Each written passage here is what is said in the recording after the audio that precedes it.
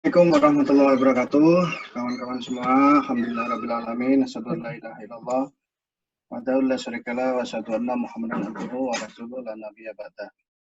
Pertama-tama marilah kita panjatkan syukur kita pada Allah Subhanahu wa taala. Alhamdulillah kita bisa ya perkenalan ya untuk kita bisa mendiskusikan sesuatu yang penting ya, yang penting tidak hanya untuk diri kita sendiri tapi juga adalah untuk menegakkan agama Allah ya. Kita mulai dari Sabtu kemarin ya sampai dengan besok ya, rencana hari Kamis itu Anda akan belajar tentang ekonomi Islam. Dan kali ini kita akan belajar tentang moneter Islam ya. Lagi-lagi tidak henti-hentinya kita harus berusaha untuk bersyukur ya. Kita bersyukur pada Allah Subhanahu wa taala karena alhamdulillah kita masih diberi keselamatan, kesehatan sampai dengan detik ini. Tidak lupa junjungan kita Nabi besar Muhammad SAW, salawat serta salam mari kita kirimkan pada baginda Nabi. Baik, waktu saya tidak banyak ya untuk malam ini, sehingga mungkin saya akan mencoba untuk menjelaskan yang ekonomi moneter Islam ini dengan saya usahakan untuk bisa membahasakan dengan level-level Anda semua yang mungkin belum pernah mendapatkan apa itu ekonomi Islam, apa itu moneter dan sebagainya ya. Oke, saya sangat apresiasi pada Anda ya, anak kawan-kawan SMA yang mau untuk belajar sesuatu yang baru ya. Belajar ekonomi syariah ini itu tidak hanya kita belajar as a knowledge per se. Maksudnya adalah kita tidak hanya belajar sebagai ilmu pengetahuan saja. Tetapi kita belajar ekonomi Islam ini adalah untuk mengimaninya. Ya, mempercayainya dan kemudian menyebarkannya. Sehingga kita belajar ekonomi syariah ini adalah untuk kita berdakwah, menegakkan agama Allah. Ya, karena lawan kita itu sudah jelas.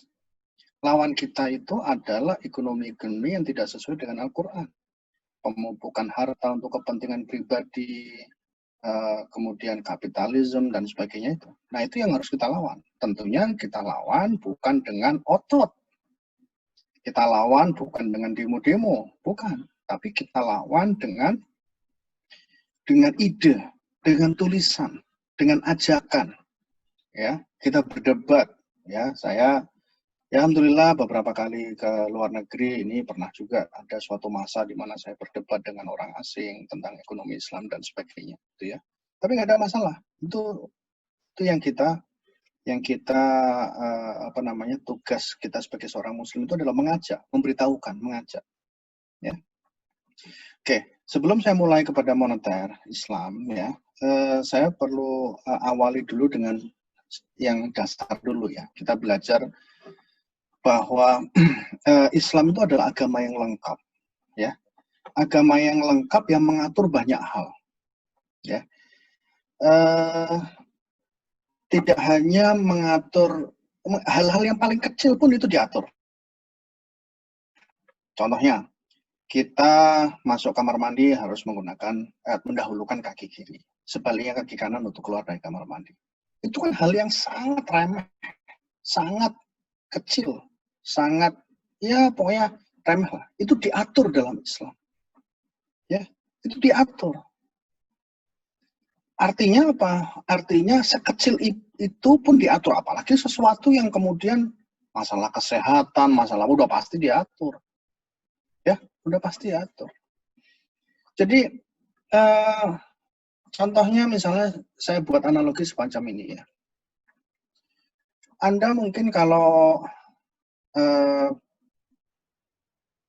bergerak dari rumah Anda menuju suatu tempat, Anda akan bisa menggunakan berbagai macam kendaraan. Sepeda biasa, ya, sepeda motor, mobil, bis, dan lain sebagainya. Kemudian naik pesawat misalnya. Ya. Tentunya jenjang kendaraan itu akan mensyaratkan Anda untuk mengikuti peraturan yang lebih banyak. Ya, kalau Anda naik sepeda mungkin tidak perlu seat belt. ya. Tapi kalau kemudian Anda naik motor, kemudian Anda perlu helm yang kuat, Anda perlu mungkin penahan dada supaya tidak kena angin.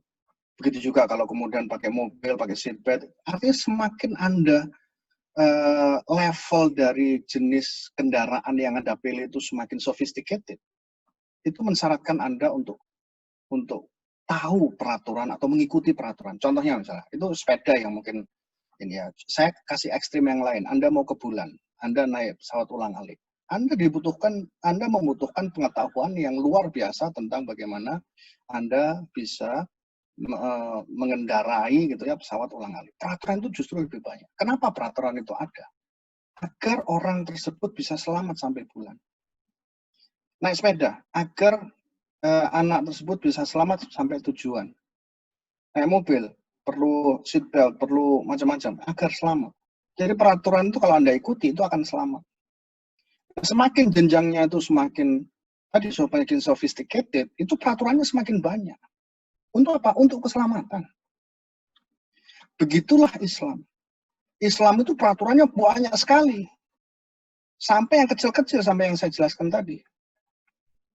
Ya, pengaturan tentang puasa, tentang zakat, dan banyak sekali peraturan. Lagi-lagi, tujuannya untuk apa? Tujuannya adalah untuk keselamatan. Dan keselamatan versi kita, tujuan akhir kita itu di akhirat, bukan di dunia. Ya, jadi itu sekedar awalan ya. Saya akan membuka lagi bagaimana kemudian Islam itu dengan ekonomi. Ya, Islam dengan ekonomi ini itu sesungguhnya itu ekonomi itu diajarkan dalam Islam. Contohnya, kita melihat rukun Islam. Dalam rukun Islam itu ada, kita mengenal, coba ya, Anda siap-siap Anda tulis di chat ya. Saya kasih pertanyaan, Anda tulis di chat. Pertanyaan sederhana ini, Anda buka chat dulu, nanti Anda tulis. Pertanyaan saya begini, dalam rukun Islam, manakah yang nuansa ekonominya itu tinggi sekali? Dalam rukun Islam, manakah nuansa ekonominya itu tinggi sekali? Ada yang barusan jawab, Anda Qurani, zakat. Betul. Apalagi? Silakan jawab di chat. Ya. Zakat ini betul sekali. Sambil saya menunggu jawaban di chat, saya akan jelaskan. Ya. Zakat ini adalah wajib bagi orang yang sudah memenuhi syarat. Zakat ini adalah pemberian. Pemberian yang wajib yang kemudian setelah setelah memenuhi syaratnya baru kemudian menjadi wajib. Itu nuansa ekonominya tinggi sekali. Kita malu untuk dikatakan bahwa kita tidak mampu bayar zakat. Sangat malu. Seolah-olah kita tidak bisa menguatkan pilar. Jadi kalau dalam bahasa Inggris itu kan rukun Islam itu kan the 5 pillars, kan? Ya, the 5 pillars. Seolah-olah kalau kita itu tidak bisa membayar zakat, itu kita tidak punya pilar untuk menjaga agama kita. Kita kan malu disebut sebagai orang yang tidak bisa menguatkan pilar agama Islam. Kita harus jadi orang yang membayar zakat atau harus jadi muzaki. Ya. Ada lagi sebetulnya dalam rukun Islam itu yang nuansa ekonominya itu tinggi sekali. Apa itu? Naik haji. Naik haji ini tidak mungkin apabila tidak punya uang, kecuali kalau diberi oleh seseorang. Ya. Naik haji itu butuh biaya yang sangat besar. Di Indonesia sekitar hampir 40-an juta, itu yang reguler. Anda mau coba reguler ini kalau di Jawa Timur sini udah sekitar 20-an tahun harus menunggu. Kalau mau yang plus, bisa. Yang plus pun sudah mungkin nunggunya sekitar 6 tahun. Itu lama sekali. Jadi kita juga malu kalau kemudian kita termasuk dari golongan-golongan orang yang tidak mampu untuk berhaji. Ya. Kita malu untuk dikatakan itu. Kita belum kaya. Ya. Nah, jadi Islam itu mengatur banyak hal. Mengatur kesehatan. Ya, termasuk sekarang ini kondisi pandemik seperti ini. Ini sudah ada dulu zaman Umar bin Khattab, itu sudah ada solusinya maksud saya. Ya, bahkan saya yakin Anda juga sudah tahu bahwa kondisi sekarang ini, maka solusinya itu adalah, kan Anda juga sudah pernah tahu kan bahwa Umar bin Khattab ketika ingin menuju ke suatu kota, kemudian diinformasikan bahwa kota yang dituju itu ada wabah, maka Umar bin Khattab kemudian berdiskusi dan akhirnya memutuskan tidak jadi ke situ. Dan kemudian ada Islam juga mengajarkan bahwa kalau semacam ini dilarang mendekati wabah, orang yang di daerah yang kena wabah dilarang keluar. Ya. Jadi saya ulangi, orang yang sehat tidak boleh mendekati orang yang sakit, kecuali dokter ya. Tapi orang yang sakit atau orang yang ada di sekitar wabah itu tidak boleh keluar. Nah, ini adalah bahasa ajaran Islamnya seperti itu. Yang kemudian kalau Anda mempelajari textbook di Fakultas Kesehatan Masyarakat, itulah yang kemudian namanya physical distancing atau social distancing. Itu. Jadi itu yang kemudian salah satu obatnya atau salah satu solusinya itu adalah physical distancing, dan itu di Islam sudah diajarkan. Masalah kesehatan, masalah ekonomi itu banyak sekali. Ya, coba Anda cek. Saya ini silakan Anda nanti nulis di chat. Ya, Anda kalau tahu sebutkan ayat yang terpanjang dalam Al-Quran. Ayat surat apa, ayat berapa? Silakan Anda tulis. Kalau Anda perhatikan itu, ya, itu ayat tentang apa? Itu adalah ayat tentang akuntansi, which is itu di dalam ekonomi. Ya, ayat yang terpanjang itu adalah ayat, betul, ya, Anita Apriliana Kubis, Al-Baqarah 282. Itu ayat tentang akuntansi. Dimana kalau Anda dalam perdagangan itu tulislah. Anda kalau kemudian baca textbook Introduction to Accounting, ya, Anda akan dijelaskan bahwa definisi akuntansi itu adalah proses pencatatan, loh, sama dengan ayat 282 itu. Dicatat. Dicatat itu ya bukan berarti Anda pegang pulpen kemudian dicat, bukan. Ya, Anda nulis kemudian masukkan entry data dan sebagainya, itu dicatat juga. Ya. Jadi Islam itu sangat dekat dengan ekonomi. Ya. Oke, nah sekarang saya yakin mengarah kepada yang moneter. Moneter ini sebenarnya intinya adalah bagaimana mengatur jumlah uang. Mengatur jumlah uang. Jadi suatu negara itu ada bank sentral. Kalau di Indonesia namanya Bank Indonesia. Ya, Bank Indonesia ini mandatnya itu adalah menjaga harga. Ya, harga. Apa maksudnya menjaga harga itu? Menjaga harga itu agar harga itu stabil. Ya. Kalau harga itu stabil, maka kita akan bisa melakukan perencanaan dengan baik. Tapi kalau harga tidak stabil, itu akan menyusahkan banyak pihak. Ya, harga-harga naik dan sebagainya, kalangan bawah tidak mampu beli dan sebagainya. Nah, itu kasihan, masyarakat yang kena dampaknya itu kasihan. Ya. Saya share screen dulu ya, Mbak Fiona ya. Sebentar. Oke, bentar, saya mau share screen dulu.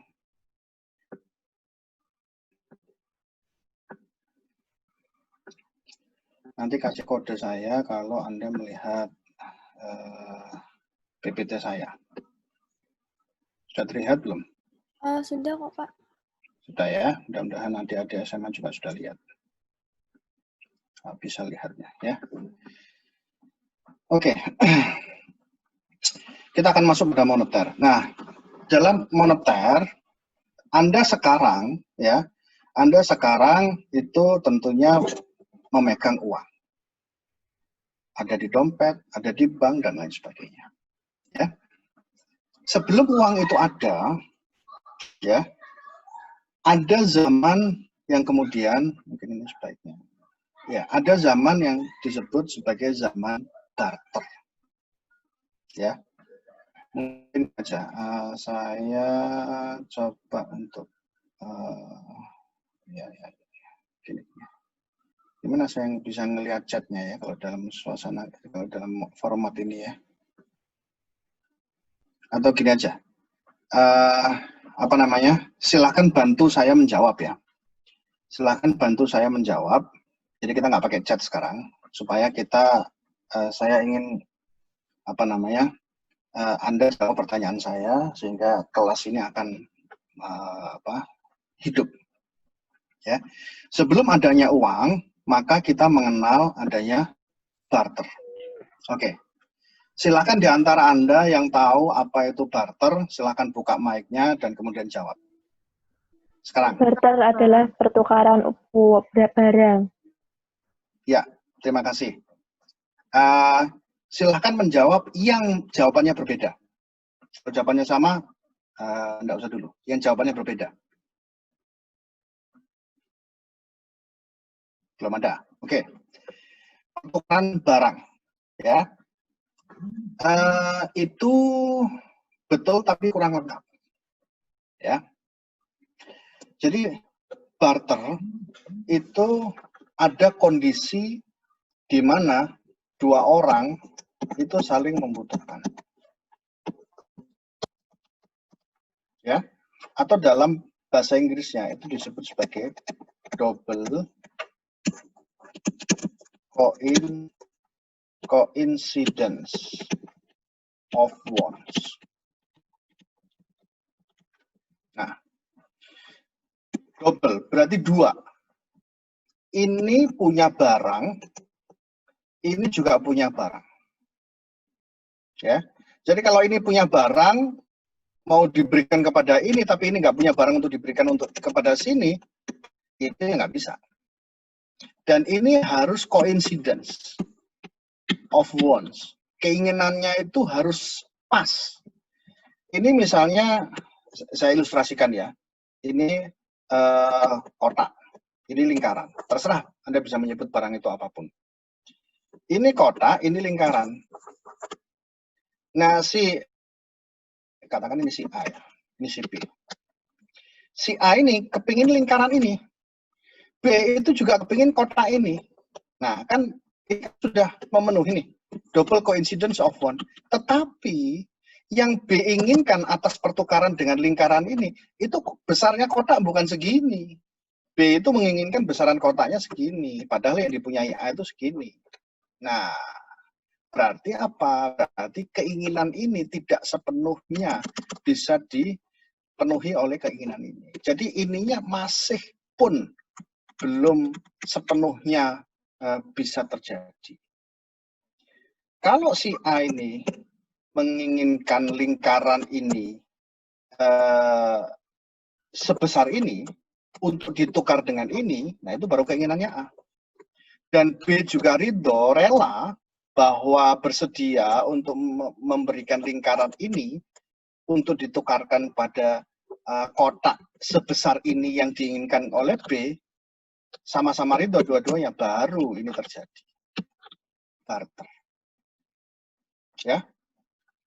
Nah, sekarang misalnya, coba saya kepingin lihat dulu ya nama partisipan ini.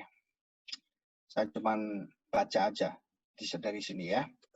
Oke, nanti yang saya panggil nggak usah khawatir. Saya cuma pengen tahu Anda jawab. Pertanyaan saya sederhana kok. Misalnya nih, siapa ya? Nimas Anggita. Anda coba buka mic-nya, jawab pertanyaan saya. Anda suka pelajaran apa di SMA?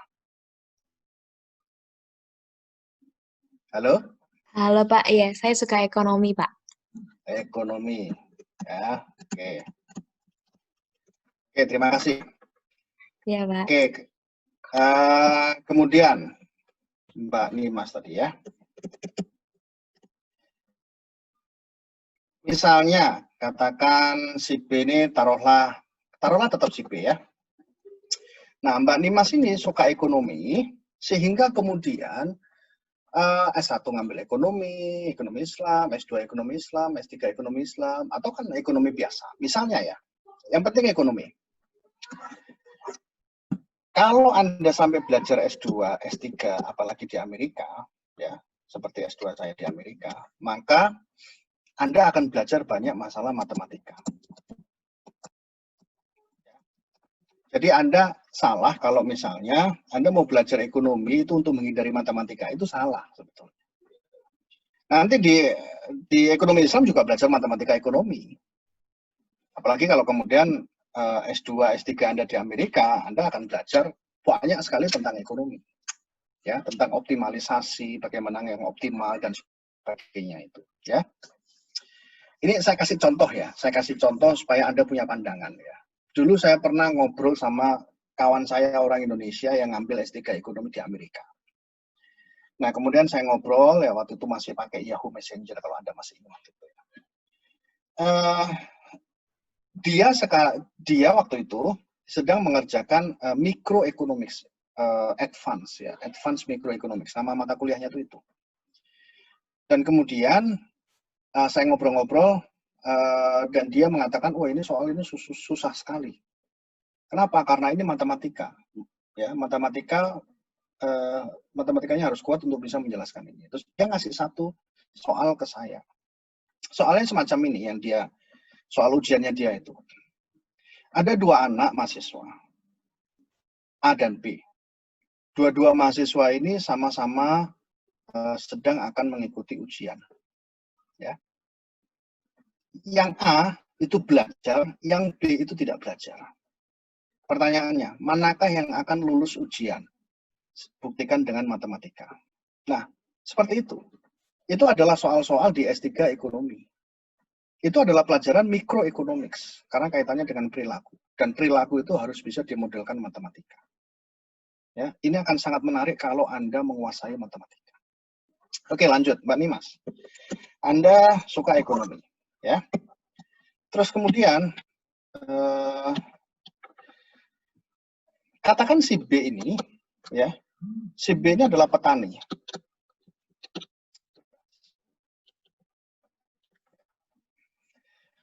Keahlian Mbak Nimas ini adalah menjelaskan moneter konvensional, misalnya ini. Moneter konvensional.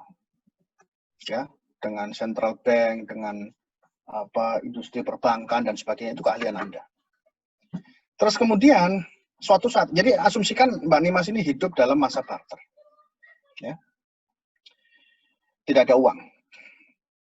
Yang dipunyai Mbak Nimas itu adalah knowledge, ilmu tentang moneter, perbankan, industri perbankan dan sebagainya. Kemudian setelah ngajar, pulang, lapar, mau makan, nggak ada beras, nggak ada toko, kecuali ada petani yang bisa menjualkan beras. Nah, bayangkan kalau tidak, bayangkan masa itu adalah masa barter dan tidak ada uang. Bagaimana caranya Mbak Nimas untuk kemudian bisa beli beras dari petani? Ayo yang bisa jawab, silahkan buka mic-nya. Bagaimanakah cara Mbak Nimas untuk bisa beli beras dari petani? Pada saat itu tidak ada uang. Pada saat itu adalah zaman barter. Silahkan Anda buka mic untuk jawab. Anda tidak perlu menjelaskan namanya, yang penting jawab aja. Ada yang mau volunteer jawab?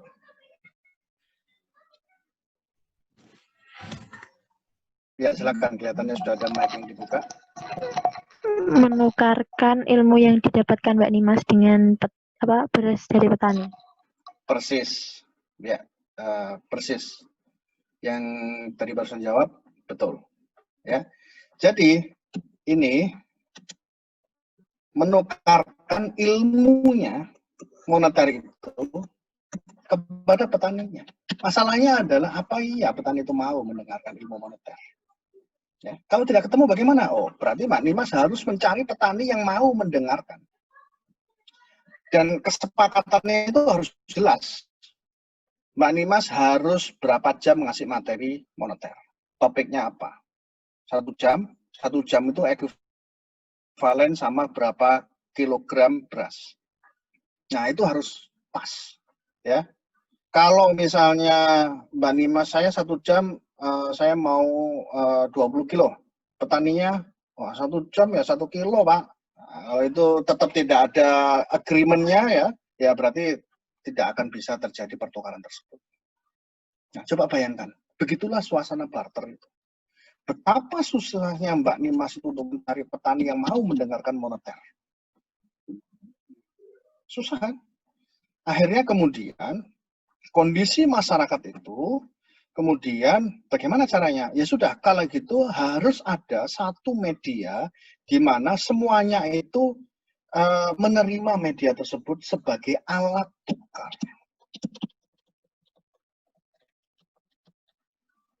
Ini media yang kemudian media ini sebagai alat tukar. Jadi ini moneter itu bisa ditukarkan dengan uang, uang itu nanti bisa ditukarkan sebagai beras. Nah, itulah kemudian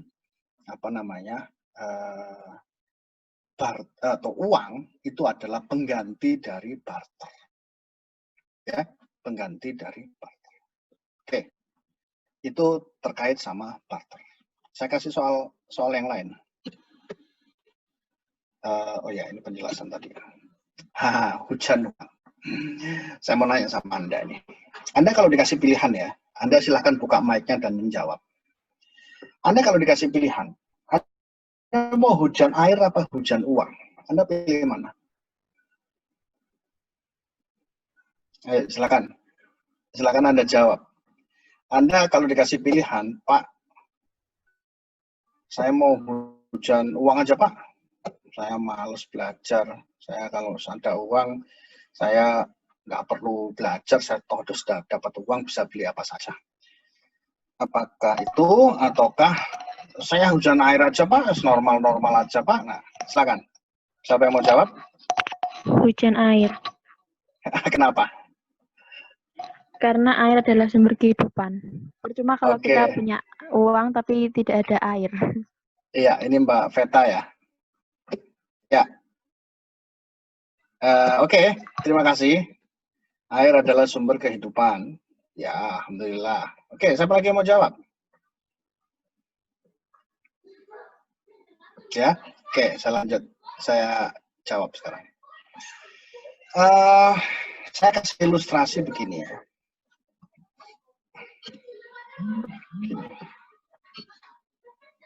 Nah, atau saya kasih alam baru lagi. Ya. Hujan uang atau hujan air. Kalau hujan air, ya selama ini kita hujan memang hujan air. Nggak ada masalah. Kalau hujan uang, tadi yang saya katakan, ada satu orang ini yang kehujanan uang. Uangnya 100 ribuan. Ya, kertas misalnya. Kertas, jangan koin ya. Kalau koin nanti benjut semua itu kepalanya. Ya, dapat 100 ribu. Mungkin orang ini akan senang sekali. Ya. Orang ini, katakan si A, itu akan very, very happy. Sangat senang sekali. Kenapa? Bisa jadi orang ini sebelumnya adalah sangat miskin. Ya. Orang yang mungkin kerjanya itu kerja fisik yang keras, kuli bangunan gitu ya, dapatnya sedikit gitu ya. Terus tiba-tiba ada hujan uang 100 ribuan gitu ya. Dia ngambil rebutan itu uang yang jatuh dari langit itu, terus kemudian dia tumpuk-tumpuk ya, sampai nggak cukup gitu ya. Lemari yang nggak cukup, terus kemudian laci-laci nggak cukup gitu ya, kamar juga dipenuhin dengan uang juga nggak cukup dan sebagainya. Akhirnya dia kaya sekali. Nah, dengan kaya itu maka sesaat dia senang. Alhamdulillah saya nggak perlu nguli lagi. Saya bisa beli apa saja. Ya. Nah, kenapa kok kemudian hujan uang itu ceritanya tidak berhenti di situ? Ada cerita lain, yaitu apa? Hujan uang ini kan tidak hanya mengena kepada si A, ya, tapi mengena kepada yang lain. Si B. Apakah si B? Petani. Ini hujan uang. Nah, sama juga menerima 100 ribuan. 100 ribu jatuh semua ini ya. Petani ini memang biasanya tidak pernah menerima uang sebegitu banyaknya. Ya mungkin pada saat panen saja. Kalau panen pun juga mungkin ya berapa juta lah. Mungkin 10 juta, kalau panennya sukses mungkin 20 juta gitu ya. Tapi dengan hujan uang seperti ini itu miliaran terimanya. Dengan uang miliar seperti ini maka dia akan berpikiran ya sudah berhenti saja pensiun dari bertani. Saya sudah punya uang banyak, saya nggak mau beli, nggak mau memproduksi beras. Pertanyaannya adalah kalau ini sudah tidak mau nguli, ini sudah ya si B ini tidak mau bertani lagi. Pertanyaannya bagaimana si A ini mau makan? Bagaimana si A ini mau makan? Padahal dia orang kaya loh, 100 ribu. Petani ini 100 ribu ini lembaran per satuan lembar ya, tapi di kamarnya, di lemarinya itu udah banyak sekali. Sama ini juga banyak sekali. Tapi ini sudah tidak mau jualan beras lagi, petaninya. Padahal si A ini yang sedang kelaparan. Bagaimana caranya A untuk kemudian bisa beli beras dari sini? Oh, ini tidak memproduksi.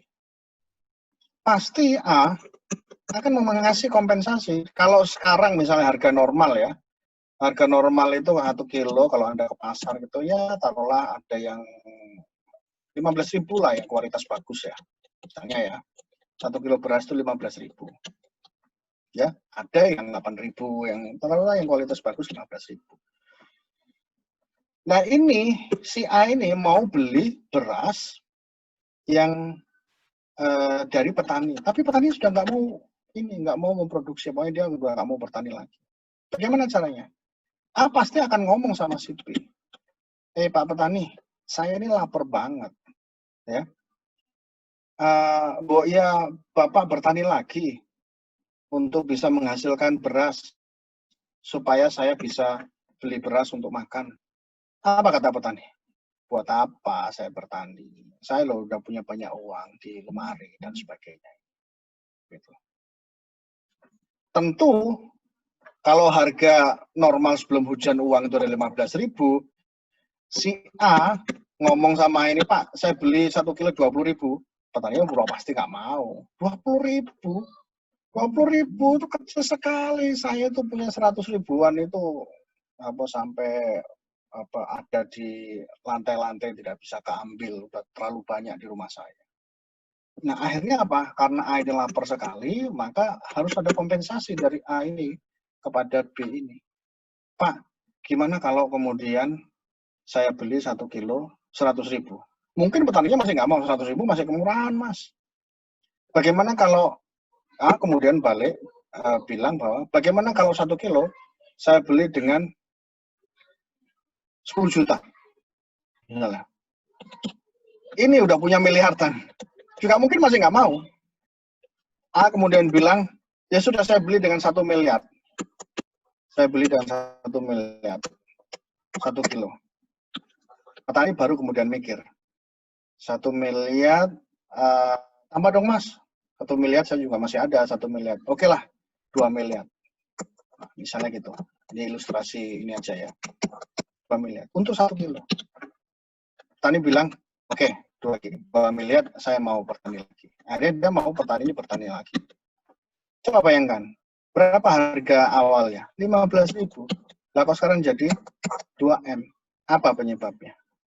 Penyebabnya adalah jumlah uang beredar terlalu banyak. Itu kuncinya. Jumlah uang beredar itu terlalu banyak sehingga membuat orang itu untuk kemudian ya ini petaninya malas bekerja, ininya juga malas berusaha, mereka senangannya konsumsi dan sebagainya. Itu. Jadi itu adalah sedikit ilustrasi kenapa Bank Indonesia itu harus selalu mengatur jumlah uang beredar. Karena jumlah uang beredar terlalu banyak, yang terjadi adalah inflasi. Sama ilustrasinya kurang lebih. Ilustrasinya semacam ini. Jadi jumlah uang beredar itu dikontrol sama Bank Indonesia. Caranya mengontrol bagaimana? Caranya mengontrol itu adalah dengan instrumennya. Jadi ini topiknya sekalian sama instrumen moneter ya. Instrumen moneter. Instrumen itu kan alat. Alatnya Bank Indonesia itu bagaimana untuk mengontrol ini ya. Kalau si A sama si B petani ini, dia udah punya uang banyak ya. Maka kalau kita bicara tentang keadaan normal, ya, keadaan maksudnya begini ya. Oke lah, saya tidak mencontohkan yang ini, saya mencontohkan hal yang lain. Anda misalnya adik-adik SMA, setelah kemudian Anda masuk S1, kemudian pada saat S1 Anda ini, Anda berusaha untuk meringankan beban orang tua dengan cara Anda memberikan les privat kepada anak-anak adik-adik di SMP maupun SMA untuk menambah uang masuk untuk biaya kuliah dan juga biaya hidup. Ya, katakan misalnya Anda cukup aktif untuk ngasih les kepada anak SMP dan SMA, Anda sebulan bisa mendapatkan, let's say, 2 juta misalnya. 2 juta sebulan itu Anda kurangi nanti dengan biaya kos-kosan, biaya hidup, biaya pulsa, SPP, dan sebagainya itu, sehingga kemudian Anda bisa saving 500.000 misalnya per bulan. Ya, 500.000 per bulan, bulan demi bulan Anda dapat 500.000.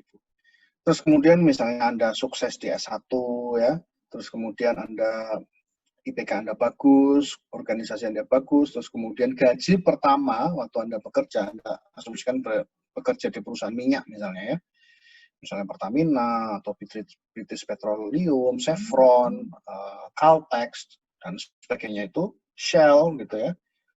Di sana kalau gaji pertama mungkin sekitar berapa, 15 atau 20 juta pertama itu kurang lebih gitu, 15 juta.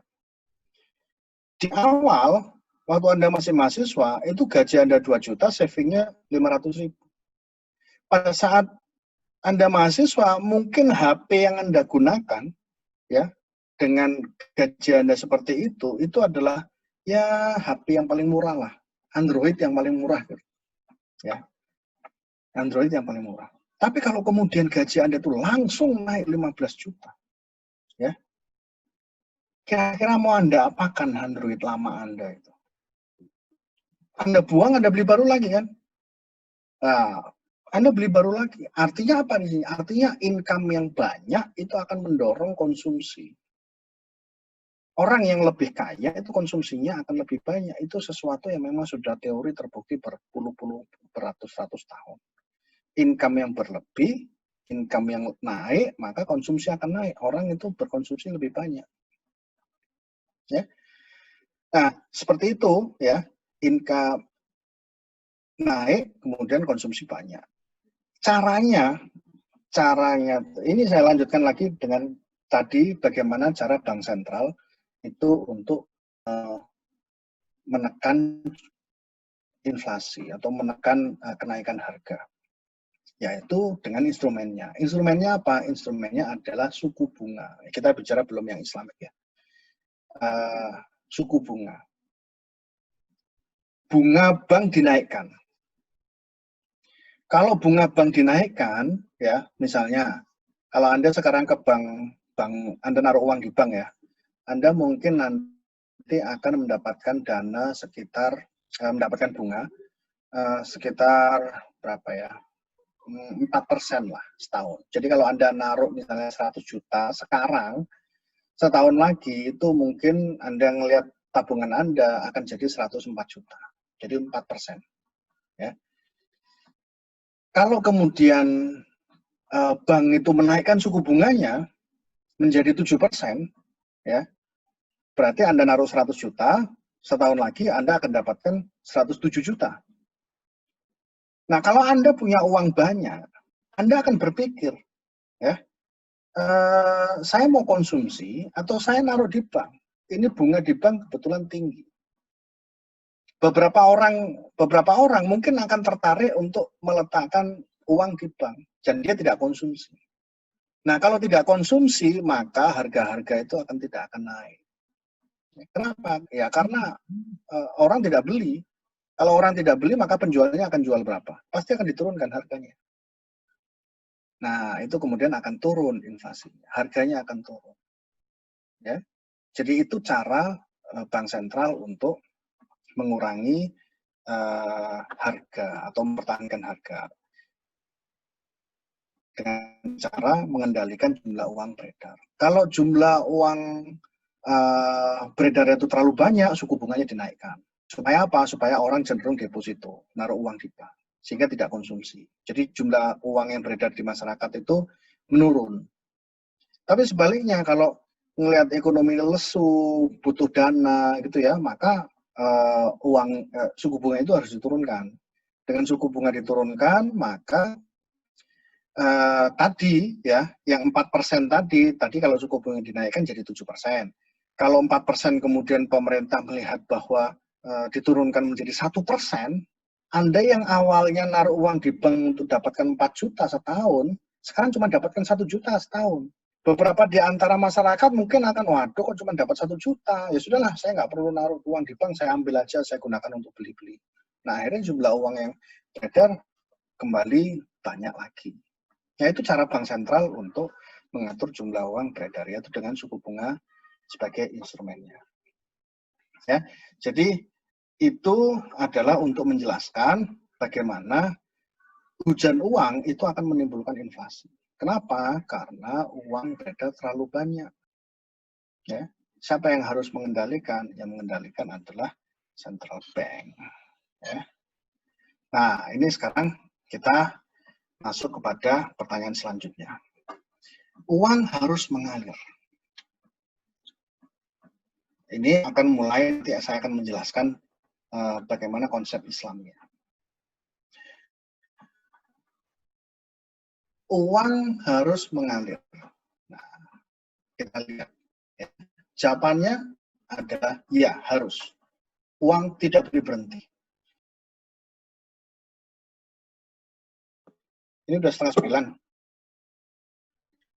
Kurang. Sampai jam 20.25, Pak. Mungkin kalau masih mau dilanjut, boleh sampai berapa 20.30. menit lagi berarti? 10 menit lagi. 10 menit lagi. Oke, ini mungkin yang terakhir ya. Jadi begini, uang itu mengalir. Kenapa? Mungkin kalau masih mau dilanjut, boleh sampai 20.30. Berapa menit lagi 10 berarti? menit lagi. Ini adalah agama yang lain. Dulu ada cerita begini. Ada sahabat Rasulullah itu meminta kepada Rasulullah, ya Rasulullah tolong berikan saya sebidang tanah. Saya mau buat untuk bertani sehingga menghasilkan barang, menghasilkan ya bahan-bahan pertanian yang kemudian saya bisa jual.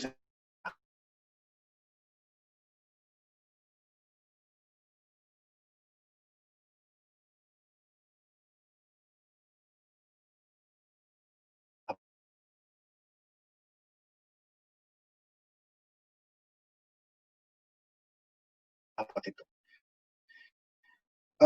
Suatu ketika dalam durasi waktu yang agak lama itu Rasulullah ngecek sahabat itu dan yang bisa kita ambil. Yang pertama adalah diberhentikan. Termasuk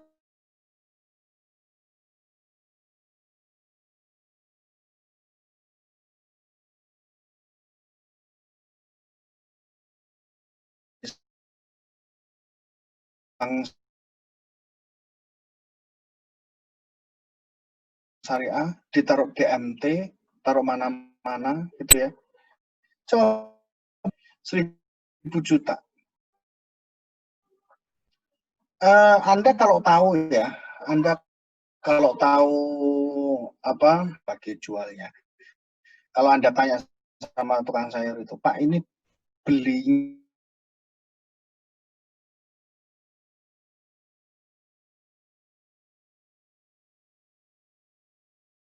pasar besarnya jam 2, jam 3-an. Nah,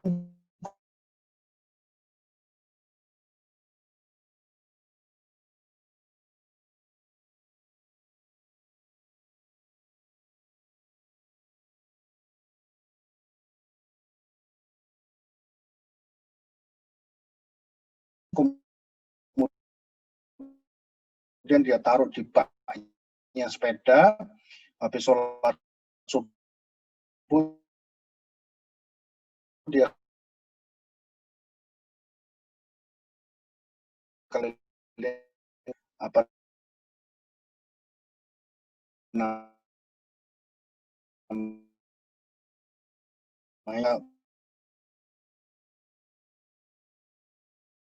kolam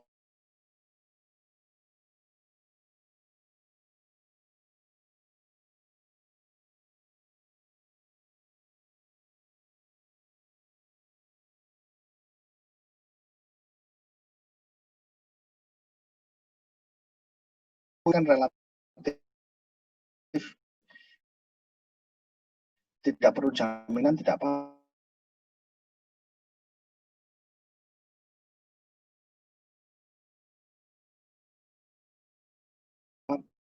Nah, kemudian 1 juta itu bisa diambil.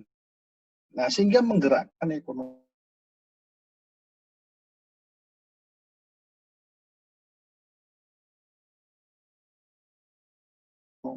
ya, menggerakkan ekonomi. Tadi yang di awal, uang keluar, ya,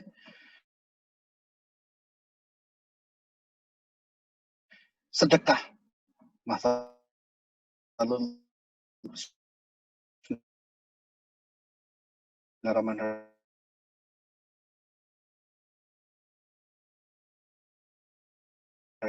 saya yakin Anda tahu 7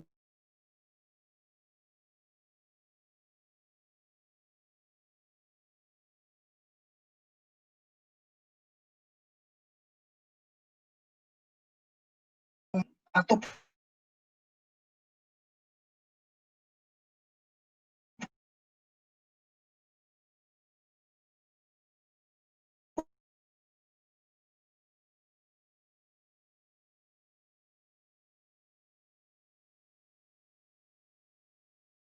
pun bersedekah. Yang ditahan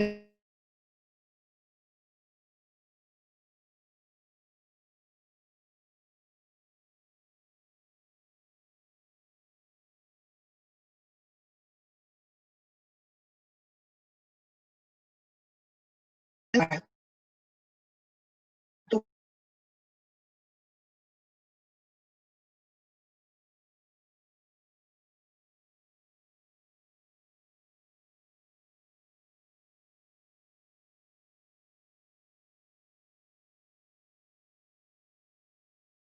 darah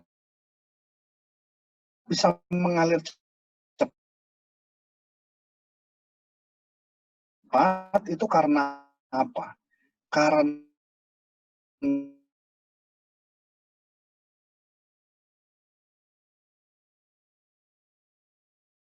dengan cepat, maka perekonomian itu akan cepat jalan.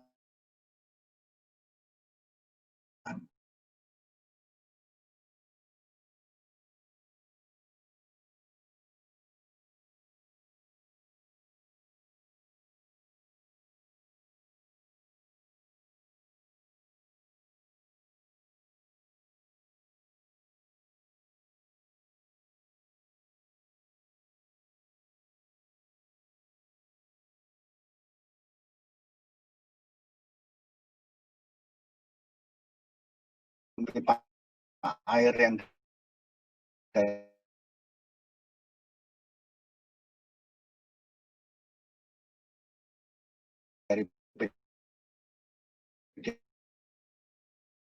AM ke rumah Anda dan sebagainya. Anda cek pipa.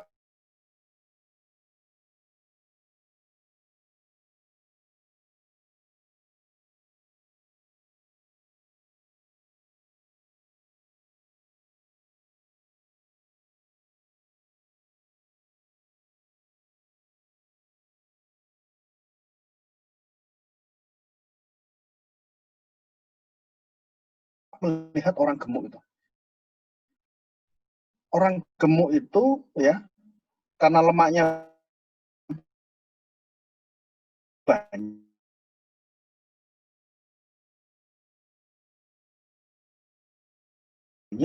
maka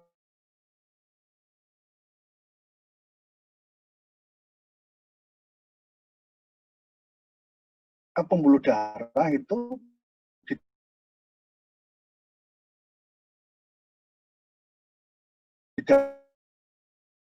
dalamnya itu banyak terjadi plak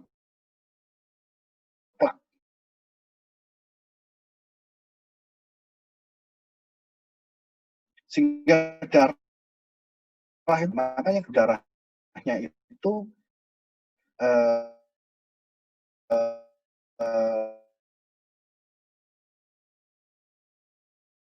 banyak plaknya, banyak lemaknya, sehingga dari satu yang gantung. Artinya nanti dalam yang ditanya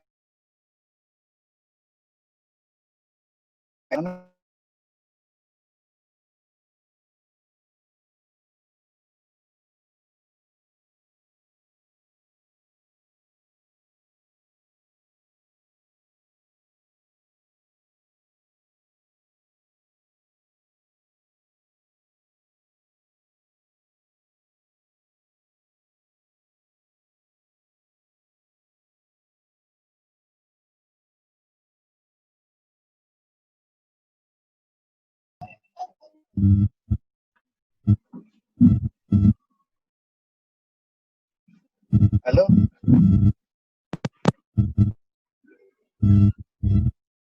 Mas Maulana mau bicara? Masih nggak dengar suara Anda?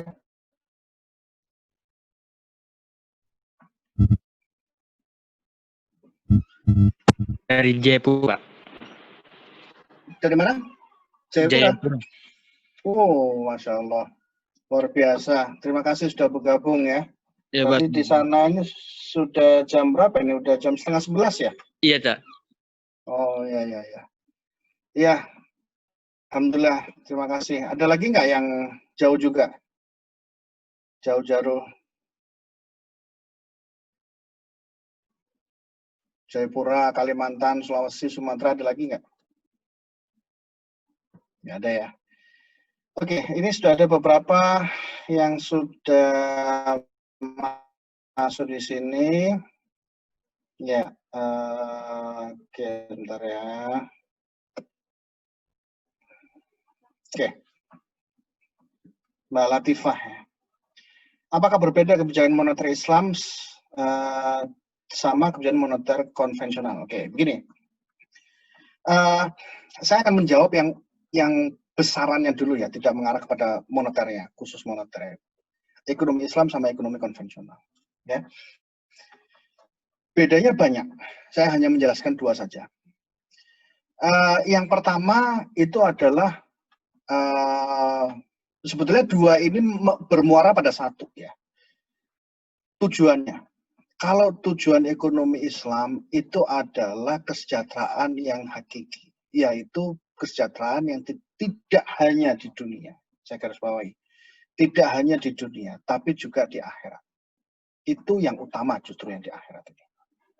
Ya, jadi itu bedanya. Kalau konvensional itu hanya kesejahteraan di dunia saja. Jadi tujuannya. Kalau konvensional di dunia saja kesejahteraan, kalau Islamik itu adalah di akhirat. Mengapa ini bisa seperti itu? Mengapa ada perbedaan seperti itu? Itu bermula dari perbedaan cara pandangnya, paradigmanya yang berbeda. Ekonomi Islam itu mengenal wahyu. Ekonomi Islam itu mengenal Al-Quran sebagai sumber ilmu. Ekonomi konvensional itu rasio dan akal saja, tapi wahyu tidak dipakai. Ekonomi Islam, rasio dipakai, akal dipakai, wahyu dipakai. Ya, dan inilah yang sangat dasar yang kemudian cabangnya itu akan membuat yang berbeda-beda itu. Ya, makanya kenapa kemudian di ekonomi konvensional itu tidak pernah kemudian menjelaskan kesejahteraan hakiki itu adalah pada akhirat, dan nggak pernah, karena memang paradigmanya sudah berbeda, sumber ilmunya sudah berbeda. Ya, sumber ilmu ekonomi Islam itu adalah dari Al-Quran dan hadis, dan inilah yang kita perjuangkan. Ya, jadi itu jawabannya. Nah, moneter sama. Moneter itu adalah untuk tadi, ya, kebijakan moneter itu adalah untuk menjaga harga. Ya, menjaga harga ini sifatnya hanya duniawi saja. Kalau tidak bisa menjaga harga, itu maksudnya adalah berarti kita secara ekonomi di dunia ini akan mengalami ketidakadilan, mengalami kesengsaraan, dan sebagainya. Tapi ekonomi Islam itu jauh lebih besar dari itu. Ya, kita lebih mementingkan bagaimana supaya tidak sengsara di akhirat, bukan di dunia. Ya, secara umum itu. Oke, kita jawab yang lain lagi. Kamila Zaharani. Saya mau bertanya, pro dan kontra penerapan kebijakan moneter Islam, misalkan diterapkan di negara yang memiliki struktur masyarakat majemuk. Ya, terima kasih. Jadi begini, di Indonesia ini, jadi moneter Islam itu dekat dengan perbankan. Ya, pengaturan jumlah uang beredar itu tidak bisa dilepaskan dari institusi namanya perbankan. Karena naik turunnya suku bunga itu nanti akan berimbas kepada perbankan, uang masuk maupun uang keluar yang ada di perbankan. Nah, perbankan yang sekarang ini di Indonesia itu ada dua jenis, yaitu perbankan konvensional dan bank syariah. Ya, sehingga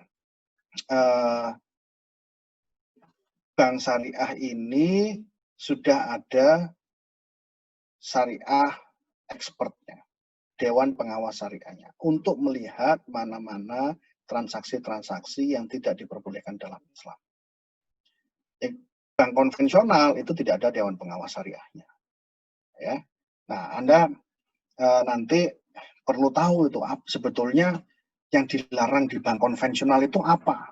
Nah, nanti Anda bisa kemudian lihat sana sini dan sebagainya. Bunganya Pak, ya bunganya itu bagaimana? Nah, itu yang Anda perlu pelajari juga supaya Anda bisa tahu kenapa sih kok kemudian dilarang. Kuncinya adalah pada akad sebetulnya. Nanti kalau Anda mempelajari ya Anda ingat-ingat bahwa kunci dari perbedaan ekonomi Islam, kenapa sih kok kemudian bunga itu haram? Nah, Anda nanti lihat bahwa semuanya akan bermula kepada kontraknya apa, akadnya apa. Nah, saya kasih clue saja, nanti Anda bisa cari sendiri. Ada lagi nggak, Fiona? Saya ngeliat berdua ini.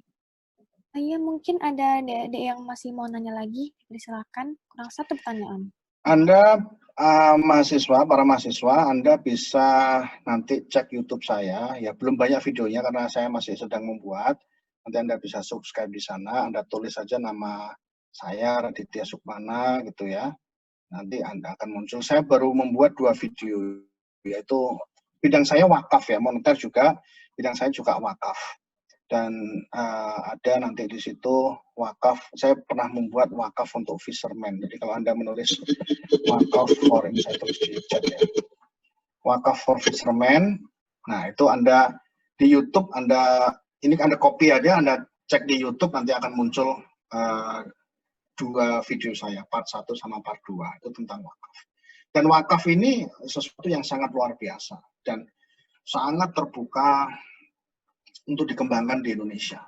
Ya, jadi Anda yang tertarik sama ekonomi Islam, masuk ekonomi Islam, salah satu yang menarik untuk kan ekonomi Islam itu banyak sekali. Anda mau fokus pada perbankan syariah, Anda mau fokus pada saham-saham syariah, Anda mau fokus pada takaful, pegadaian syariah dan sebagainya, banyak sekali.